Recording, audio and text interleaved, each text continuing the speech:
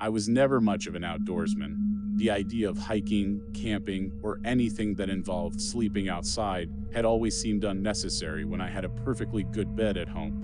But when my childhood friend, Mark, invited me on a weekend trip to the woods, I felt a strange pull to say yes. Maybe it was nostalgia, or maybe it was the way he said he needed the company like something was wrong, though he wouldn't say what. Mark had inherited a small hunting cabin from his late uncle, deep in the state forest about 3 hours from town. No running water, no electricity, just 4 wooden walls and a roof barely holding together. He had spent the last few months fixing it up, and this was meant to be his first overnight stay. "I don't want to do it alone," he'd said over the phone. "Come on, man, it'll be like old times." I agreed. In hindsight, I wish I hadn't. The drive out there was long, the roads narrowing as we got deeper into the forest. It felt like we were leaving civilization behind with every mile. When we finally arrived, the air was thick with the scent of damp earth and pine. The cabin sat in a small clearing, its wooden walls darkened with age. It wasn't much, but Mark had done a good job making it livable. Inside, there were 2 cots, a wood-burning stove, and a table with a couple of chairs. A single lantern cast flickering shadows across the walls. Mark seemed off. He was quieter than usual, his eyes darting toward the windows every so often. "You all right?" I asked as I set my bag down. He forced a smile. "Yeah, just tired." I let it go, but something gnawed at me an unease that sat just beneath the surface. The first night passed without much incident. We sat by the fire, shared a few beers, and reminisced about high school. For a little while, it felt good, normal. But then, just as I was drifting off to sleep, I heard it. A voice. Not loud, not distinct, just a whispering murmur outside the cabin walls. I sat up, heart hammering. Mark was already awake, sitting on his cot, staring at the door. "You hear that?" I whispered. He nodded, his face pale. "It's been happening since I started coming out here." I waited for him to laugh, to say he was messing with me, but he didn't. Instead, he reached into his bag and pulled out a hunting rifle. "I don't think we're alone," he said. We sat in silence, listening. The whispers came and went, too faint to make out any words. At one point, I thought I heard my own name, then nothing, just the wind in the trees. After a while, Mark finally lay back down. "It won't come inside," he muttered. "Not yet." "Not yet?" I didn't sleep after that. The next morning, the unease hadn't left me. Mark was acting normal, too normal, like he was trying to pretend nothing had happened. "Let's take a walk," he suggested after breakfast. "I'll show you something." We hiked through the woods, following an overgrown trail that wound deeper into the forest. The trees felt closer together here, their branches knitting overhead to block out the sun. Then we came to a clearing, and I saw it, a hole in the earth. It was wide, maybe 10 feet across, and impossibly dark. The trees around it leaned away, as if something deep inside was pulling at them. The air smelled wrong, like rot, like something old and wet and dying. "I found this a month ago," Mark said. I stepped closer, peering into the blackness. My skin crawled. "Did you go down there?" I asked.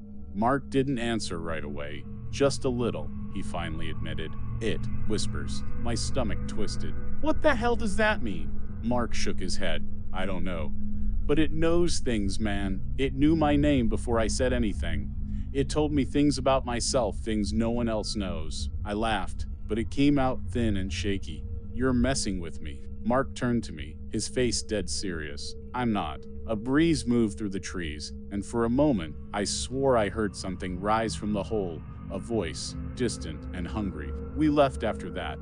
That night, the whispers returned, louder this time, closer. I lay in the dark, every muscle in my body rigid, listening as the voices circled the cabin. And then footsteps. Slow, deliberate, just outside the door. Mark bolted upright, rifle in hand. He motioned for me to stay quiet. A shadow passed across the window. I stopped breathing. The door handle rattled, then silence. Mark let out a slow breath. "It won't come in," he whispered. "How do you know?" He hesitated. "Because I haven't let it." I didn't ask what that meant. I didn't want to know. The next morning, I packed my bag. "I'm leaving," I told him. Mark just nodded. "I figured you should come with me." He shook his head. "I can't. I wanted to argue, but something in his face told me it was pointless. So I left. That was 3 weeks ago. Mark won't answer my calls. His social media accounts are inactive. When I drove back to the cabin, it was abandoned, doors wide open, his belongings still inside. But Mark was gone. The forest was quiet. Too quiet. As I turned to leave, I thought I heard something on the wind. A whisper rising from the trees, calling my name. I don't know why I agreed to take the job. Maybe it was desperation, maybe just stupidity. The pay was decent, and the idea of spending a month alone in a remote cabin, watching over a section of private woodland, seemed like a peaceful escape. The job description was vague: patrol the area, keep an eye out for trespassers, and report anything unusual. Easy enough, or so I thought. The drive up took most of the day, the paved road giving way to gravel, then to dirt, then to nothing but a narrow, winding path that barely accommodated my truck. Towering trees swallowed the sky, and the deeper I went, the quieter the world became. No birds, no rustling leaves, just the hum of my engine and the occasional crack of a twig snapping under the tires. By the time I arrived at the cabin, the sun had begun its descent. The place was old but sturdy, a squat structure of dark wood with a sloping roof and a wraparound porch. Inside, it was sparse: just a bed, a table, a fireplace, and an old radio crackling with static. A single yellowed note lay on the table: "Stay inside after dark. Do not answer the knocks." I scoffed, assuming it was some kind of joke left by the last caretaker, but there was something unsettling about the way the words were written: hurried, desperate. I shook it off. The first night was uneventful, though I struggled to sleep. The silence pressed in, thick and unnatural, as if the forest itself were holding its breath. On the second day, I found the footprints. They weren't mine. They trailed around the cabin in uneven loops, leading into the dense trees. I crouched down, studying them. The prints were deep, human, but wrong: somehow too long, too narrow. The toes pointed slightly inward. I felt an itch of unease, but convinced myself they belonged to some previous occupant or maybe a lost hiker. That night, I heard the knocking. Soft, deliberate, 3 taps. I sat up in bed, heart hammering. The sound came from the front door, steady and insistent. I remembered the note: "Do not answer the knocks." I forced myself to stay still, barely breathing.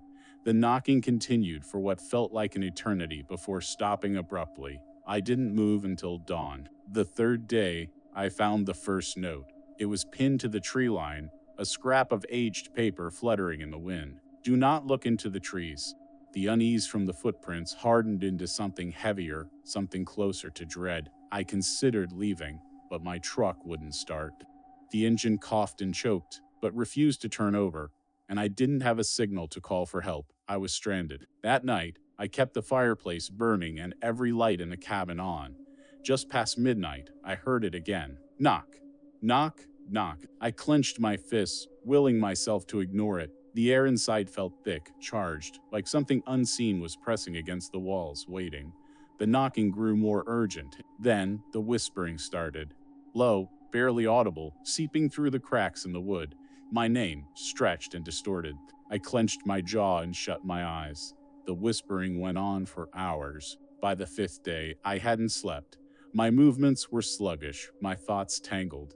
The notes continued to appear, one nailed to the porch railing. "It knows you're here." Another inside the cabin, though I had locked the door. "You're making it angry."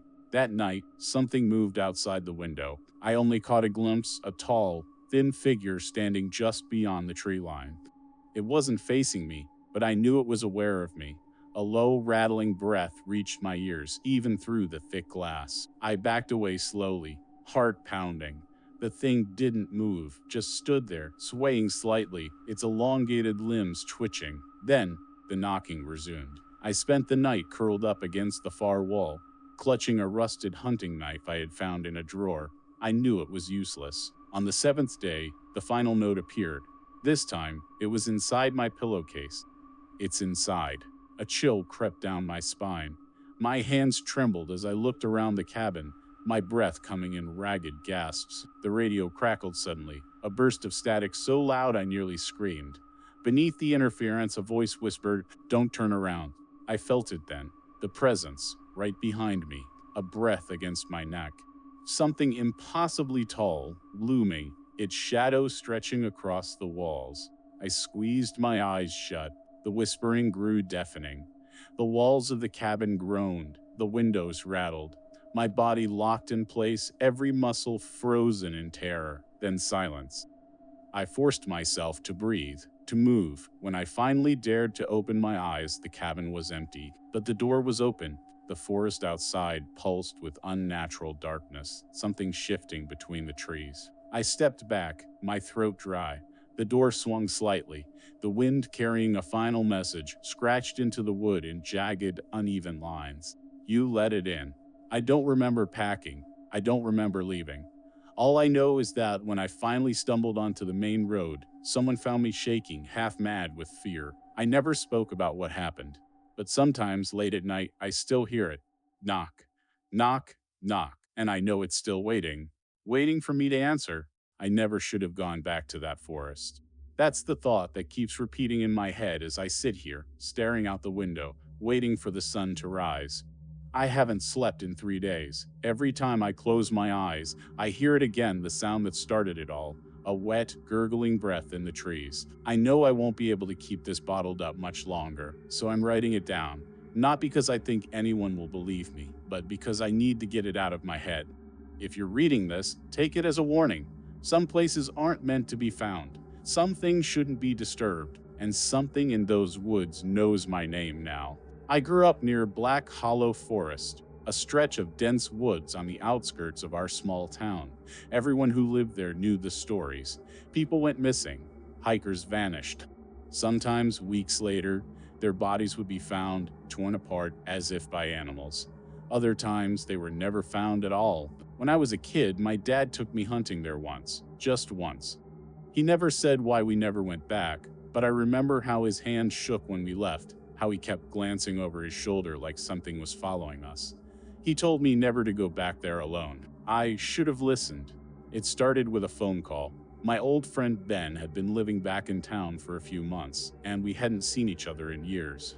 When he asked if I wanted to do an overnight camping trip in the Hollow, I hesitated. I told him about the stories, about the warnings. He laughed. "Come on, man, we're not kids anymore." I should have said no, but I didn't want to be the paranoid one, so I agreed. We set out early in the afternoon, following one of the old trails deep into the forest. The trees felt different than I remembered, too quiet. The deeper we went, the heavier the air felt, thick and damp, like the forest was breathing around us. By the time we set up camp, the sun was low. We built a fire, ate, shared a few drinks. For a little while, it felt good, normal. But then the noises started. At first, it was just rustling. Could have been the wind, could have been an animal. Then I heard my name. It was faint, carried on the wind. But I know what I heard. Did you hear that? I asked. Ben smirked. What? The wind? I didn't push it. I didn't want to seem crazy, but I barely slept that night. The next morning, I woke to find Ben staring out into the trees, his face pale. What is it? I asked. He didn't answer right away. Then, in a voice that didn't sound like his, he muttered, "I don't think we're alone." I followed his gaze. At first, I saw nothing but trees. Then I saw the footprints, deep impressions in the dirt, circling our tent, bare footprints, human. But the toes were too long, the shape wrong. Probably some hiker messing with us, Ben said, but his voice was tight. He didn't believe it either. We packed up fast. We were maybe an hour into our hike back when I saw it. A hollow in the trees, like a clearing, but wrong. The air inside looked thick, almost wavy, like heat rising off pavement. The ground was darker, wet. And at the center, a hole in the earth, wide and deep, blacker than anything I'd ever seen. "Ben," I whispered, "let's go." But he wasn't listening. He was staring at the hole, his expression blank. Then he took a step toward it. I grabbed his arm. "Ben," he blinked, like shaking off a trance. "What?" "We need to go, now." He nodded slowly, but I could tell he was shaken. We walked faster. It followed us. I don't know how else to describe it. The trees felt closer, the air heavier, and then the smell hit a foul, wet rot, like something long dead. I gagged, covering my nose. That's when the noises started again. Louder this time. Not just rustling, but whispers. my name over and over from all around us, then grabbed my arm.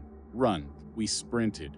The trees blurred past, the whispers rising into a wail, something high-pitched and wrong. I didn't look back. I didn't want to see what was chasing us. When we finally burst out onto the road, it stopped. Just stopped. The air was clear.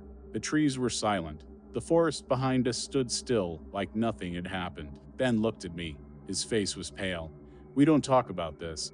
I nodded. "We got in the car and drove. That was a week ago. Ben won't answer my calls. His mom says he hasn't been home. And last night, I woke up to the sound of something breathing outside my window. Slow, wet, ragged. I didn't look. I didn't move, but I heard it whisper my name. I'm leaving town tomorrow. I don't know if it'll be enough. I don't know if you can run from something like this. But if you ever find yourself near Black Hollow Forest, don't go in." I don't know why I agreed to take the house.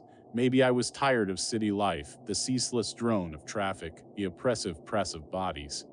Maybe I just wanted to be alone for a while. My uncle had left it to me in his will, a cabin deep in the woods, far from any real civilization. The nearest town was a 30-minute drive away, and even that was little more than a gas station, a diner, and a handful of houses. When I first arrived, the place was just as I remembered it from childhood, weathered wooden walls, the faint scent of damp earth, and the ever-present whisper of the wind through the trees. It wasn't large, just a single floor with an attic, but it had everything I needed: a fireplace, a small kitchen, a bedroom, and a study filled with my uncle's old books. The forest pressed in around the house like a living thing, dense and wild, with ancient trees that blocked out the sky. It was quiet, almost too quiet. No distant hum of cars, no voices, just the occasional rustle of leaves or the faint hoot of an owl. I told myself it was peaceful. The first oddity was the footprints. I noticed them on my second morning, deep impressions in the damp earth just outside my bedroom window. They were strange, narrow, almost claw-like, and spaced in a way that suggested whatever had made them walked on two legs. At first, I assumed it was just some animal I wasn't familiar with, but something about them unsettled me. They led toward the trees, disappearing into the undergrowth. The second oddity was the whispering. It started that night. I had been reading one of my uncle's books, a tattered old tome filled with notes in his cramped handwriting, when I heard it. At first, I thought it was the wind, a soft murmur just outside the window. But as I listened, I realized it was rhythmic, almost like words spoken just below the threshold of comprehension. I went to the window, but there was nothing, just the darkness between the trees. Sleep didn't come easily after that. I kept hearing it, the whispering, sometimes inside the house, sometimes just beyond the walls. It would rise and fall, almost as if something was circling the cabin, moving closer, then retreating. Then I found the note. It was on my uncle's desk, tucked between the pages of an old leather-bound book. The paper was yellowed with age, the ink faded but legible. "Do not go into the forest." I stared at the words for a long time, feeling a strange chill creep up my spine. There was no explanation, no context, just that single, ominous sentence. By the third night, I could no longer convince myself I was imagining things. The whispering grew louder. I would hear it in the attic, though I never went up there. Sometimes it sounded as if someone was standing just outside my bedroom door, murmuring in a voice that was just beyond recognition. The footprints appeared again, but this time they circled the house. I barely slept. I began to notice other things, two objects in the cabin slightly out of place, my books shifting positions, the front door unlocked when I knew I had bolted it shut. And then there was the shadow. I saw it on the fourth night. I had been staring out the window, trying to spot movement in the trees, when something stepped into view.